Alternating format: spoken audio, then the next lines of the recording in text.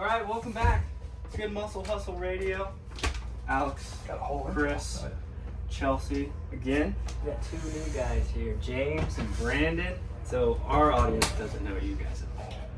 So if you guys want to do like just a quick little about you, who are you, man? I'm nobody. I say I'm a nobody. That's really it. It's nobody. Nobody, Brandon. I'm James Thayer. I'm Assistant Director of Fitness and Wellness at Washburn University and a prescript coach. That's kind of how I know everybody here. Yeah, I think that's how we all like to I think a good question to start with is like, what got you guys into fitness originally? Go ahead. You're part of this. You're in the video. Put you on the spot.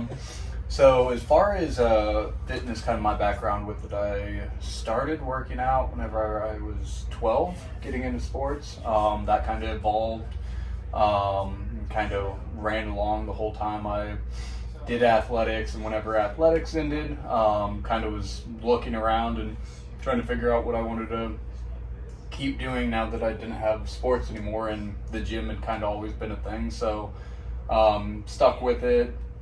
That was around the same time I was in school here at Emporia, and so I paired my poli-sci degree with my HHP degree and started working at the rec. That led into personal training, group fitness, that led into a graduate assistant position, which led into my campus rec career, which brought me back to Kansas, and around that time got involved with prescript, and kind of throughout the more professional career side focused a lot more on fitness education. Hell yeah. Nice. Yeah, what about you? Fitness things. So for me, it was, I played athletics growing up, and then I had a kid at a really young age. I was 17, and I had to do something with my life. Yeah. And so I went to join the military, but I was extremely overweight because when I got my girlfriend pregnant, I just stopped sports and I just ballooned up. So I had to drop about 60 pounds in order to join the military. I dropped it in a very unhealthy way. I just like crash dieted for like 5 months. Oh my gosh. And so I met the weight, and then went to basic, and then part of my job was fitness. And so I wanted to look the part, so that's what got me into lifting. And then I just progressed through there. Well, and I'd say one thing with that, just kind of knowing your story, is like you got into the fitness side and then understood the education part of fitness is lacking quite a bit, and 100%. and so like went to kind of explore and expand your own education to be able to Yes. incorporate it in. Yes. Yeah. Any other cool questions? I had one. Get one? I'm thinking of it. No, you're good. Biggest pet peeve when it comes to training the client or working in a gym setting Or the industry itself. or the industry itself. I mean, that's a broad Three spectrum different- there. I can definitely find things that Yeah. Let's just go industry. We'll make it fun. So I think a big thing for me with industry, and I've benefited from coming up through campus rec. I don't know if I'm supposed to look here. Oh, you're good. Okay. Benefited from working in campus rec because I was pretty insulated in fitness and could kind of create my own path. So I didn't have to get a lot of exposure to a lot of the industry. Like some other people have to kind of make a career out of it. I've been to one fitness expo. That was enough for me. I was like, yep, hate everything about this.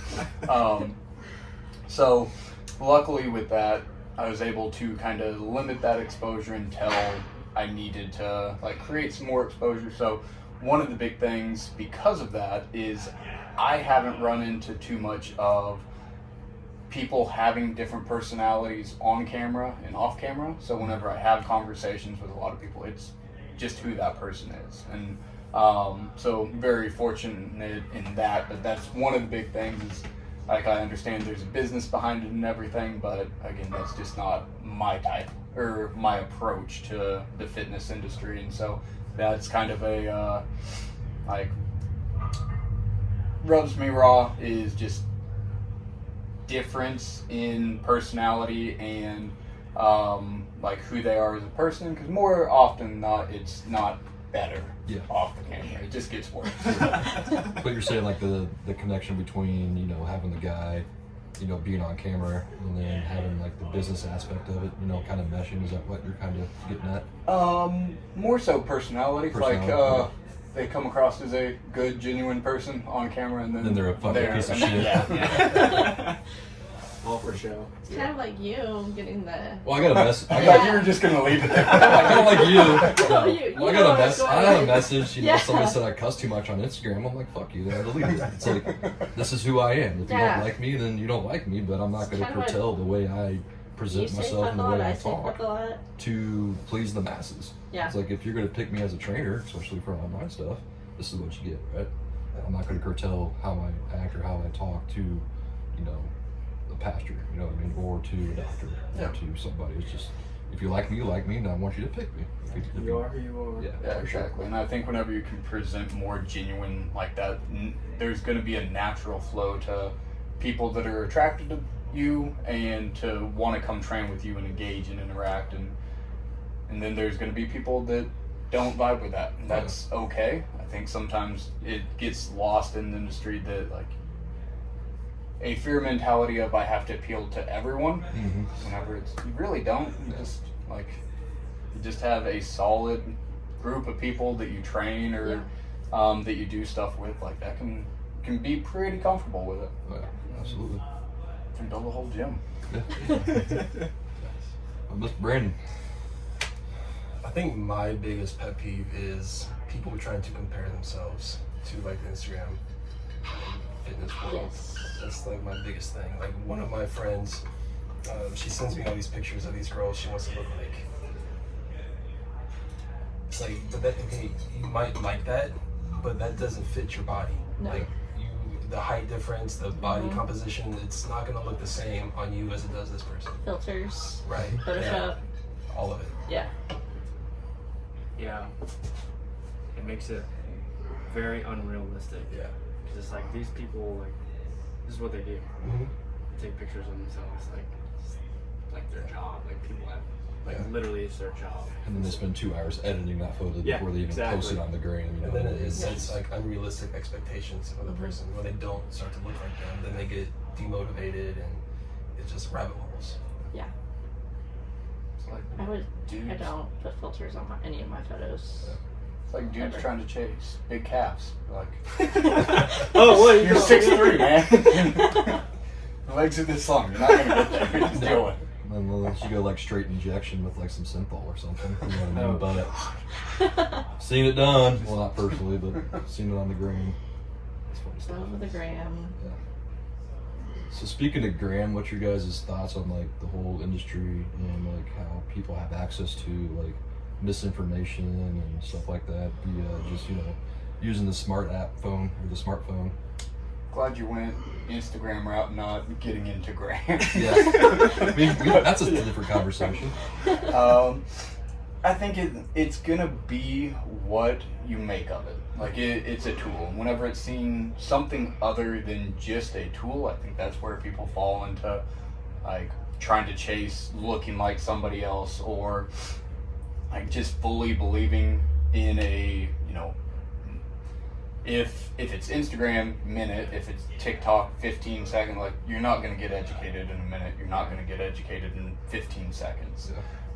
So kind of taking it at face value and never following up and never willing to do their own research, education, and kind of hear counterpoints to that. It just kind of, in that, I think a lot of people take it at face setting and don't disassociate it, just viewing it as a tool. And it could be a business tool, it could be a communication tool, it could just be an outlet for you to be able to post your own things. I think a lot of people, and here, I'll throw back another thing that kind of gets me sometimes, is like a lot of people coming into the fitness space, younger trainers will see, they're like, oh, I got to create a fitness page. Like, just create your own page.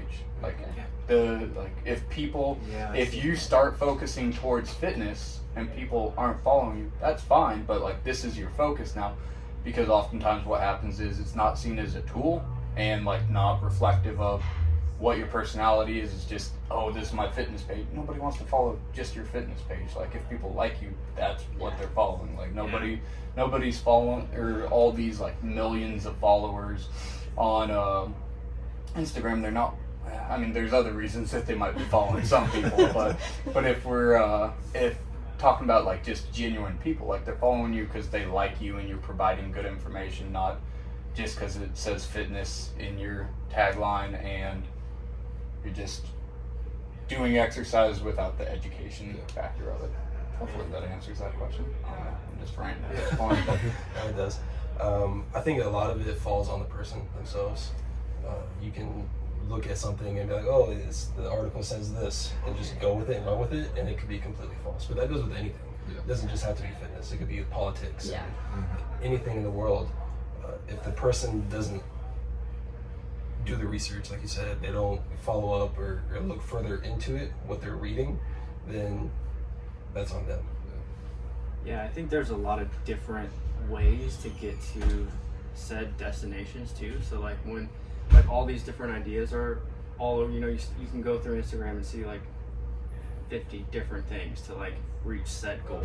So I think there's a lot of different ways to get to certain points, and so people like, they'll see it and they're like, this is the only way to get there. But it's like, yeah, but we could also, there's all kinds of different ways, whether it takes longer or shorter or whatever. There's a lot of different ways to get to this point, but people, get like locked into like, this is it. Yeah. I mean, for me, I just think like the biggest pet peeve for me is like, intaking a client, having that client do their due diligence as far as, do a little research on the trainer that you're gonna, acquire and spend money on. You know what I mean? Kind of going back to my rant a couple of days ago when I was cussing about it is, if you don't vibe well with your trainer, if you don't vibe well with your client, your progress is going to be a lot slower than somebody you would, essentially vibe well with or be It's just not gonna be coachable your or something training like that. session. Yeah, It'll be- Yeah, for sure. yeah, Had some of those. for sure. Yeah. Okay. What about you? What was the question? Instagram. Instagram. So, I mean, I'm a mom, and I go back on that all the time. And I think just putting more stuff out there for moms, like even just education, because people are scared to come in the gym, and that makes me sad because it's my escape right now. Like, I love my children, but an hour away from them is golden. For sure. So I think just getting more women into gyms and not focusing so much on, oh, I want to look like this person on TikTok or Instagram, or sometimes even Facebook pops up, like models and all the fitness stuff. Just getting away from that aspect of it and showing like you don't have to look like that to feel good. So that's kind of my focus. Less circusy stuff. Yeah. Not too bougie with it. No. That was part of my rant too. It's fucking- Yeah, they like just want to do all these crazy. I'm like, no, you don't have to do that. Or I had a lady message me saying, well, do I need to be running like 5 miles a day to lose weight? No, It's awful. you don't. It's Like, terrible. absolutely not. I'm like, come lift some weights. You're gonna see the same results. I had to reply back, stop hating yourself, come see me. So I'm like, no, I'm like, do not run. And Alex knows, like, when I lost all my weight, I lost like 40 pounds.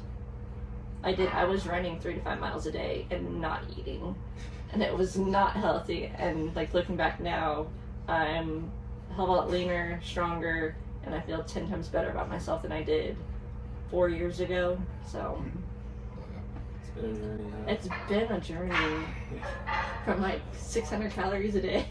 I was like, what the fuck is this? Get that in a snack. I drank that this morning. I remember coming into good old eFit training, and you're like, this is all you have. I'm like, yeah. I'm like, okay. Let's see how this goes. Here we go. Yeah, so, no moms. Getting them in here, getting them fit. Not even fit, just getting them to feel good about themselves. Yeah. I think that's the biggest thing, when people, come in to see you, that's one of the big things, I preach when I have like a sit down or intake is, I always ask them like, how do you feel right now? How was your energy level? How are you getting out of bed? Are you having like the aches and pains and stuff like that? And I gauge that in my notes, and then I put that in my back pocket. Then I'll set a reminder in my phone, 3 or 4 weeks from now, how are you feeling now? And kind of show them that progress, Just because you're not physically seeing in the mirror doesn't mean that they're not like, improving on the inside as far as like mobility, stability, and strength. You know. I always do like measurements too because the scale doesn't always move. I No. mean, And your body composition, My you can stay scale's at not 190, but you're still you're dropping body fat, and you're Yeah. getting that muscle increase. And I always tell people, don't look at the overall scale number. Look at the metrics that's below that, whatever it's like the scan or whatever. Yeah, well, and a lot of it, like that initial intake is so important because you hear what they say, and through the conversation, you can kind of dissect if that's actually what they mean. Because, like, very easily for a lot of females, they might reference, "I want to weigh this because that's what I weighed in high school." It's not the actual weight; it's the confidence that they want back that they Yeah. had. Or same with guys that, "Hey, I want to get huge arms." You don't care about the arms; you just like. You want more confidence Yeah. because Absolutely. you're skinny and you're not very confident right now. Which is fine because, again, it's a journey. A lot of people take time to like truly understand that and start appreciating those things. But as trainers, as coaches, you understanding that initial intake and how valuable it is to set those, not only the initial rapport that you build with the client, but have those kind of initial intake numbers because you're going to be the one that's going to be able to like remind them look how far we've come, like because they're going to be one of the last ones to especially see it in the mirror, but like no first day they came into 30 days later like, hey, you're moving so much better, like you can actually do things now. yeah. For sure. Absolutely. Any cool, fun training mishaps, stories you guys can divulge on without throwing yourselves under the bus?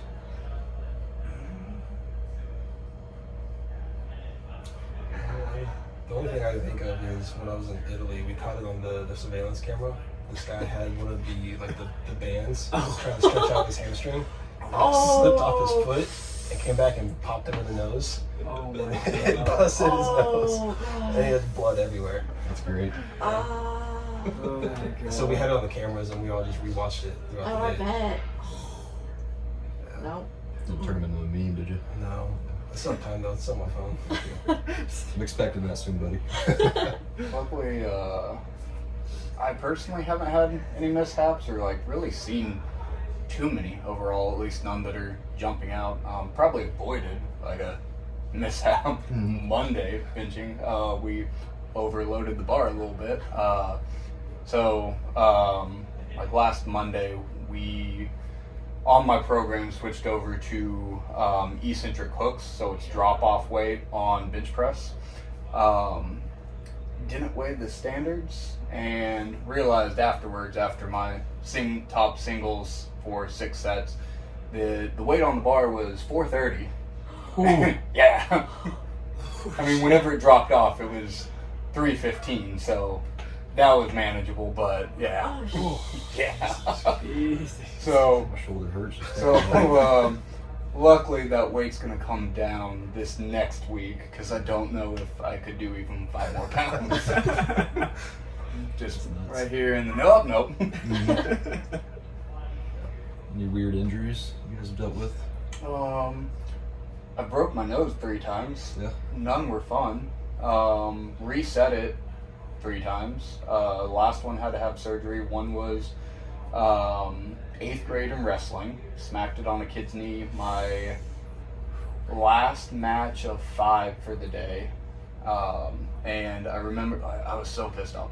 Whenever I first started wrestling, I was a football player, not a wrestler, because I started in 8th grade. So all I had was anger and tackles. And that was the majority of what I could do, just like strong and angry. And I think 2 times this kid just like heel to the nose, popped it, and almost ran out of blood time. Luckily got it stopped, won the match, and then afterwards just did the old, okay, we're gonna straighten this out. Second time was from a fight, kind of similar. It was here in Emporia. Bar. I was walking home from the bar. Oh, no. But Natasha's. Yeah. And the same thing, popped it over, and then the last one was in a MMA fight, and that one I popped it over, but the bone also got moved over, so that one needed surgery. You did MMA? Yeah. I used to train here. Is Yep. Okay. that how you linked up with Ryan? Yep. Yeah. Okay. Yeah, we Natasha's. Yeah, I mean, yeah, the majority of my time. yeah. Okay. Good old Natasha's. I think we went there. She moved here in 06. We went there once before it shut down. There's a lot I of snuck folks. in there. Yeah. I like Yeah. 707. When it was still here, I don't think I was 20. I was like probably 17. McLovin. Just sneaking it. Yeah. I don't even know if you remember 707 downtown. Oh, yeah. Oh yeah. Yeah, because Fights through there. 707 came in after Natasha's closed down. I remember one of the last times going into Natasha's, I was like, "Oh, this is a shithole." Because during, like, I was one of the people during the summers. Like, I was a student that never left. I was like, "Well, I'm here now." So there was like small band of us that would just be around for the summer. But coming in one of the last times it was open, and it's just dripping from the ceiling. And keep in mind, it's a 2-story building, so it's not dripping from the roof. It's from the alcohol from the floor above that is dripping down. I was like, damn it. And then it went to 707, and it got I don't think we ever went to 707. got rough. Yeah. So- I went there a 707. few times. We went to, is it Desperados? Oh, yeah. Desperados. We went there quite a bit. Got my first MIC there at Desperados. It's Snuck not in there, on too. wood. I've never had MIC We got 3 of them. or It's rough. July, nothing. Good fuck. No. Don't care. I did get my first drug. I got drugged at 707 on my 18th birthday. Got roofied. Oh shit. Well, I went with a couple older girls. I'm not going to mention names, but got to the door. They knew the doorman, so I got the yellow band, right? So get in there, get my first Bud Light, go out to the dance floor. I'm feeling good dancing, and I'm blackout. Just don't. I woke up at some random fucking dude's house with his fiance on their couch. Like, how the fuck did I get here? Like, dude, you were passed out on top of your car. And we found you. I'm like, oh shit. Just the good citizens of Emporia. Yeah, I mean, thankfully they didn't like try and butt rape me or nothing. But you know what I mean. I didn't wake up with a salty taste in my mouth and a sore asshole, so that was good. So fun little story. Well, Despas was where we went, and then we just kind of quit going to bars. Had a kid. I don't blame you. Yeah. Didn't miss much. I mean, I'll be 37 in August. My last time I actually got fucked up in bars, probably a year ago. So I don't really have the urge to go to bars and deal with kids these days. Yeah. When we opened, or when you opened your gym, when we went out to the bars. That was, yeah. That's. Because my attitude, if somebody wants to fucking chirp, I don't chirp back. I don't Yeah. fucking hit back. Just shut the fuck up. You know what I mean? Yeah, now it's like I'll get there at 7 and I'm out by like 9. Yeah. I used to get there at 7 and be out by 2. No. Yeah, see, yeah. 9 o'clock on a Before all Friday. the kids get in there, I'm out. Yeah. We're not kids no more. You're still a kid. Yeah. Yeah. I'm on the edge. Not quite 30 yet. I'm on the edge. On the edge. But yeah. Kind of got off topic there, but that's good though. Get to know everybody. Future goals, future endeavors you guys are looking at, trying to pursue. You got any first? Or you want me to go? For me, I'm trying to finish my bachelor's, 4 classes out, and then go into Cairo school. Nice. Mine is just trying to keep going forward. I don't know. Things I show up and things happen to work out, so try to keep doing that. We got work with the semester, preparing for the fall, so getting events and everything ready, training new trainers, all that. Have some presentations coming up in the fall. I don't know if this is released yet, but oh well. Topeka, Washburn is going to host the NSCA state clinic for the first time. So that'll be a big deal. And then Prescript, we got the programming course coming out soon, or news about it coming out soon. So just going to keep trying to do things. Right on. You guys have picked up some pretty big guys through that Prescript too. Like Phil Smith, Dwayne, Dr. Dwayne Jackson. Yeah, it's growing here pretty too, well. So, yeah. It's good quality people, good quality information. I think people are enjoying it. Absolutely. Haven't really jumped on the collective just yet, but I need to. I'm more of the Sunday lab type of guy. Me too. I try to be. Yeah. I wake up and I get on Instagram and I just see Thayer's story. I'm like, fuck. Today is Sunday. Like, Every 10 week. o'clock. Like, it's not just a Yeah. one-off. It's every Yeah. week. It's like, God damn it. Let's it again. Gotta try next week. Same thing happens. Fuck. You keep setting your alarm for 10 o'clock. I don't set it tomorrow. That's the issue. Well, my internal alarm clock is 6 a.m. no matter what, Yeah. Sunday to Sunday. So it's not hard for Not me. me. Not you. I can sleep. I don't set an alarm though. I was hitting snooze 8 this probably, morning. I guess would be. You were late this morning. I was. You were. I was sleeping. I was trying to sleep. I was like, oh, I gotta go. Any other questions? Comments? You guys ready to die today? I am. Bring it. I'm gonna throw up today. I like it. I don't know about that part, but I don't know. I'll take the death without the throw up. Okay. Hopefully the ACL, PCL, PCF, patella tendon group fucking Hey, heads no, up to that. let's just knock them all out. Just give me some Jim Beam. We'll just fucking go in and just attach it. Be good. There you go. Well, appreciate you guys taking the time for sure. Yeah. Thanks for having us. It's been a good training session. We're gonna, Yeah. we go shotgun some monsters, and hopefully the little ticker doesn't blow up today. Yeah, hopefully that'd be. I haven't had any palpitations or arrhythmias for a couple That's weeks. good. That's Trying to good. make that A happen. couple weeks, yeah. I'm going looking more towards like thyroid issues now. Well, Just a couple weeks take a pill, ago, you'll be fine. it was what 3 weeks ago Wednesday. It was like 11:45. Snapped fucking right away. Just felt like my heart stopped, right, and then just fucking shot straight to like 196 beats per minute. So I'm fucking hammering on Jess. I'm like, babe, we gotta fucking go. Get to the ER. Fucking all blood work stuff comes back fucking perfect. Touched back and forth with Dwayne a little bit on that. But hyperactive thyroid is pretty prevalent in my family. Okay.